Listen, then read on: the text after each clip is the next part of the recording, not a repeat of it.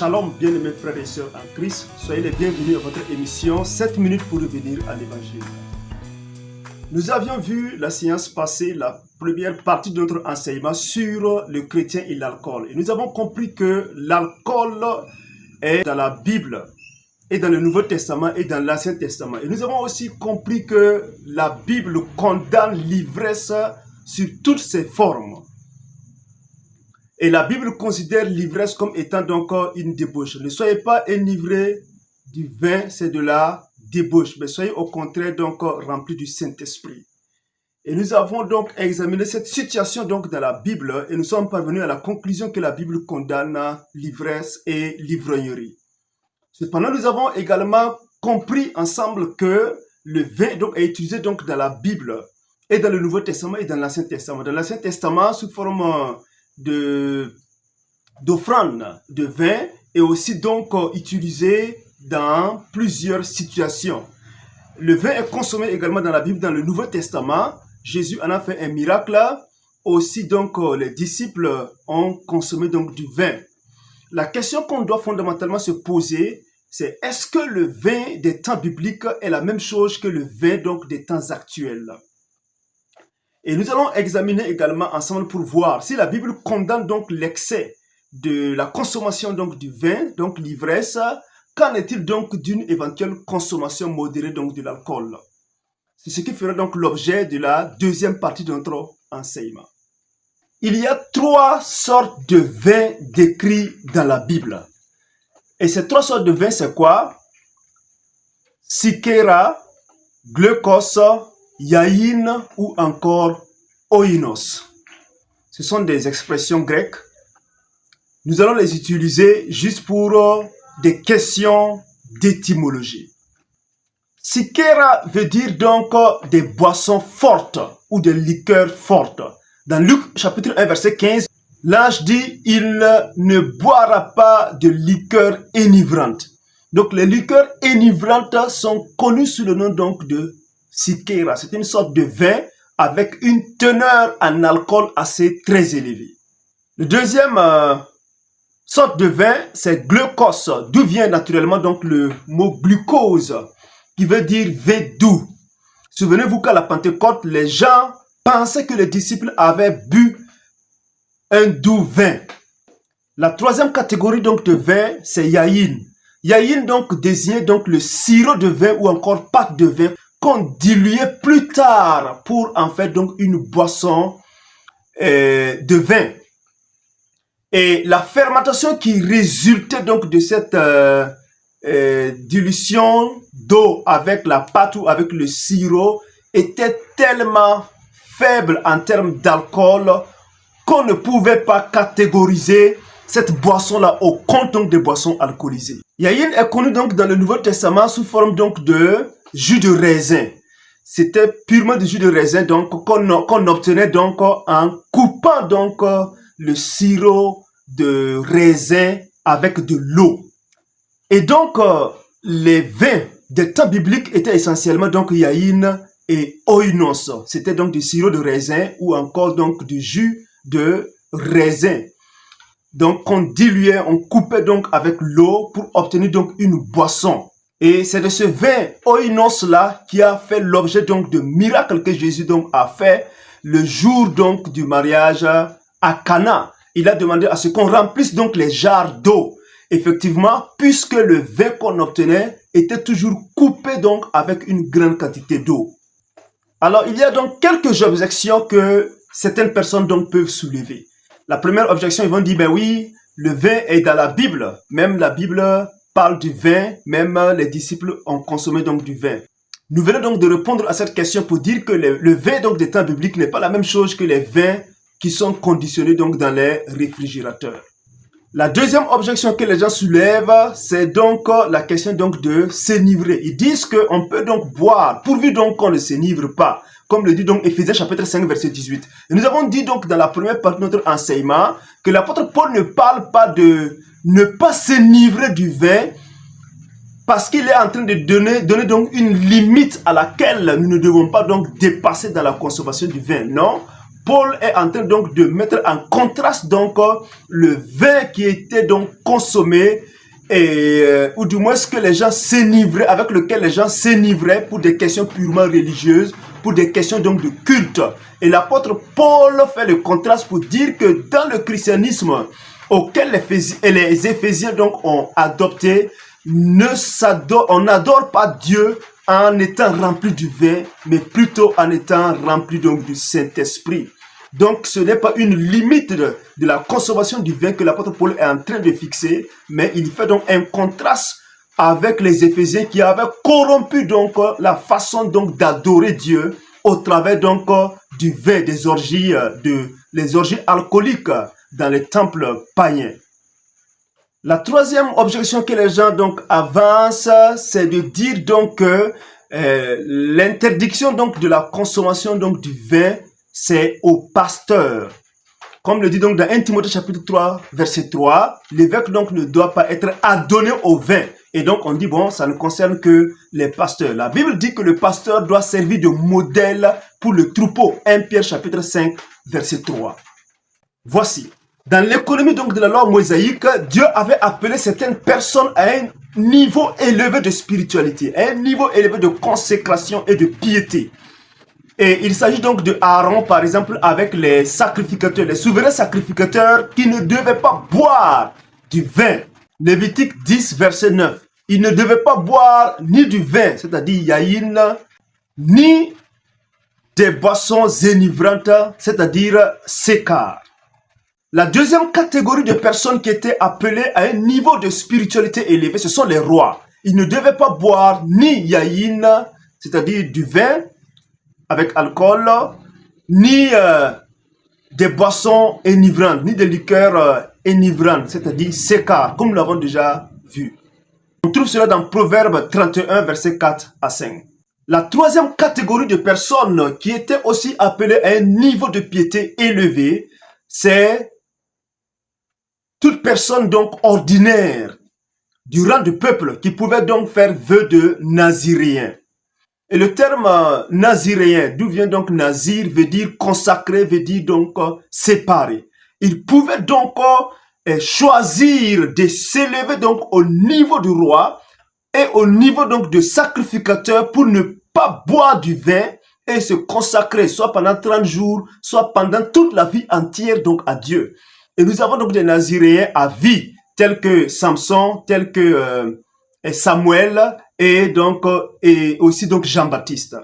Et l'ange parla donc à la maman de Jean-Baptiste, Élisabeth, dit ceci, que l'enfant sera grand devant le Seigneur. Luc chapitre 1, verset 15. Et le Seigneur justement va donner un jour témoignage de Jean-Baptiste. Dans Matthieu chapitre 11, verset 11, Jésus dit de Jean-Baptiste, de tous les hommes qui sont nés de femmes, il n'est paru de plus grand que Jean.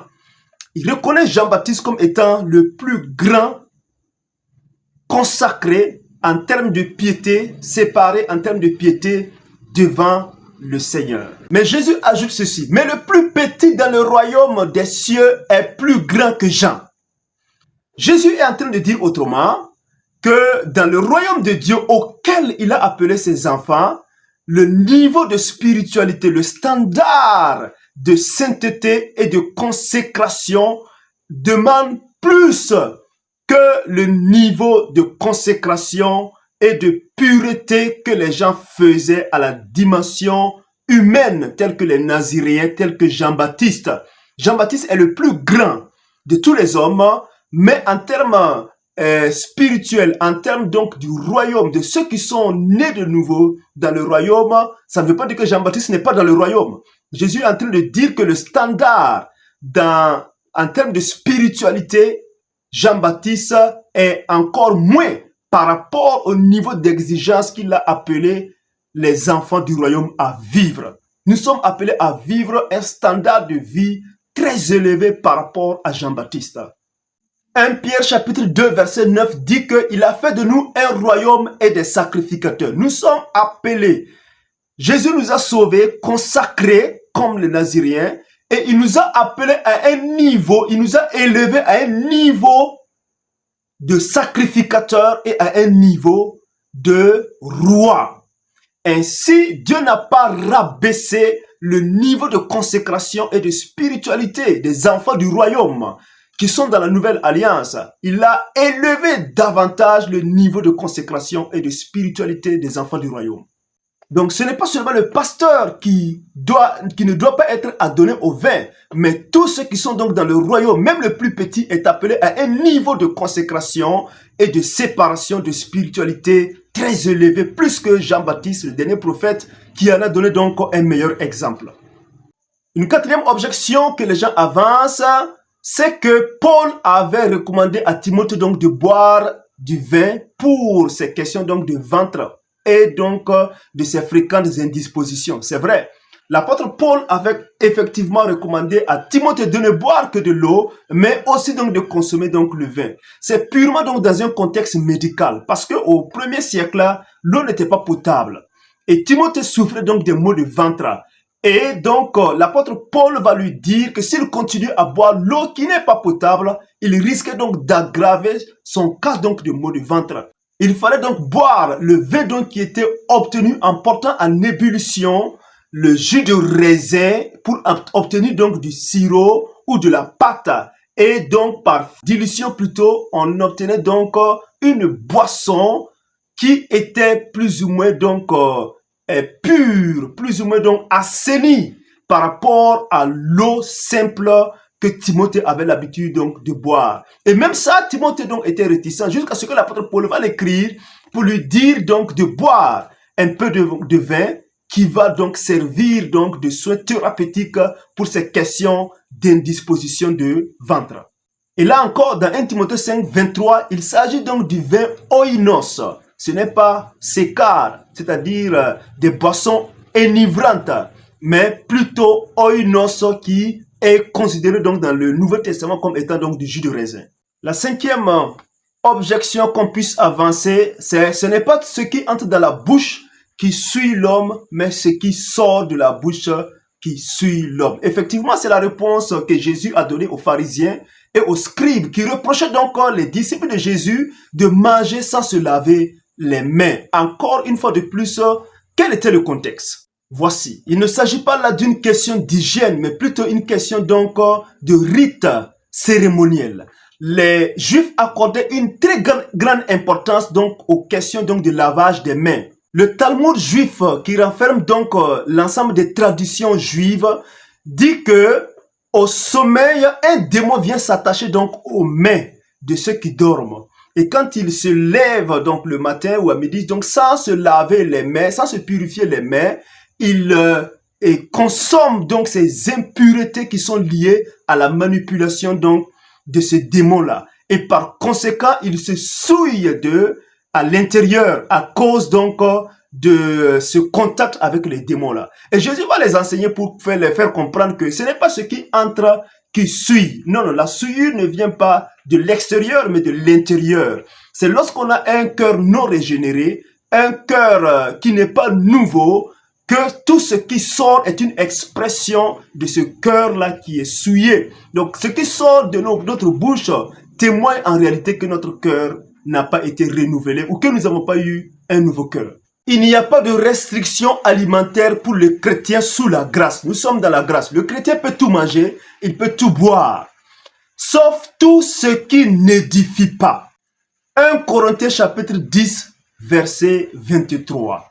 Tout m'est permis, mais tout n'est pas utile. Tout est permis, mais tout n'édifie pas. Et l'alcool n'édifie pas. L'alcool occasionne plus donc de destruction, plus donc... La Bible dit que l'alcool est tumultueuse. L'apôtre Paul dira à propos, mangez tout ce que vous obtenez donc au marché sans vous enquérir de rien par motif de conscience, car la terre et tout ce qu'elle renferme appartient au Seigneur. 1 Corinthiens chapitre 10, versets 25 à 26. Cependant, il continue au verset 31 pour dire ceci. Soit donc que vous mangiez, soit donc que vous buviez, soit quelque autre chose que vous fassiez, faites tout pour la gloire du Seigneur.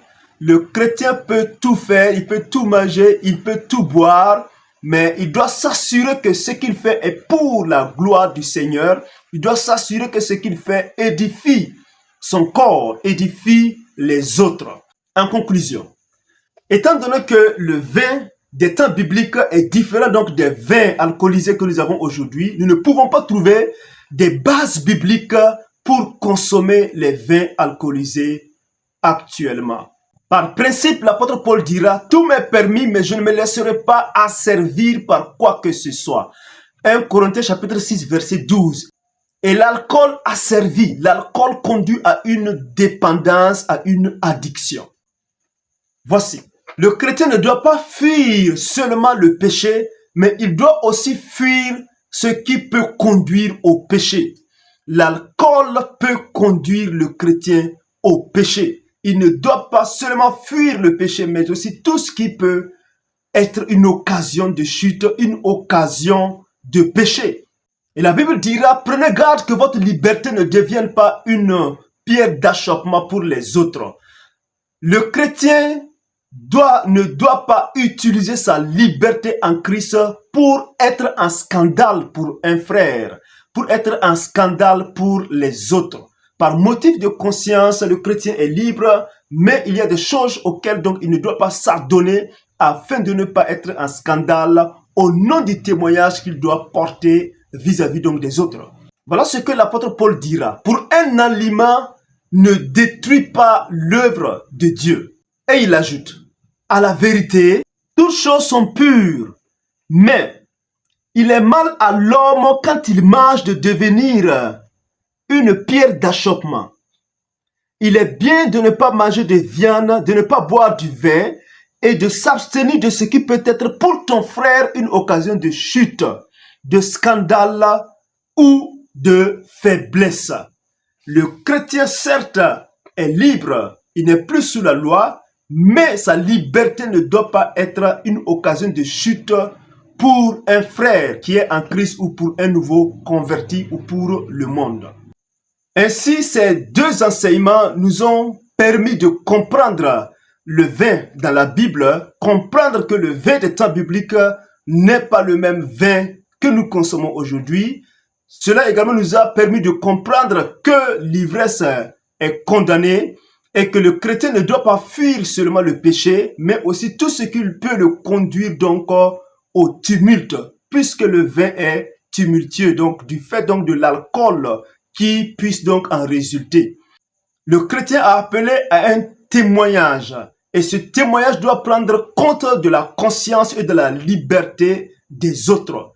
Voilà pourquoi le chrétien doit donc s'abstenir de tout ce qui peut l'amener à ne plus être lucide, à ne plus donc se consacrer pour le Seigneur. Puisque nous sommes des sacrificateurs, nous devons permanemment offrir donc notre corps en sacrifice pour le Seigneur. Buvons de l'eau, c'est d'ailleurs bien pour notre santé. Que le Seigneur nous bénisse.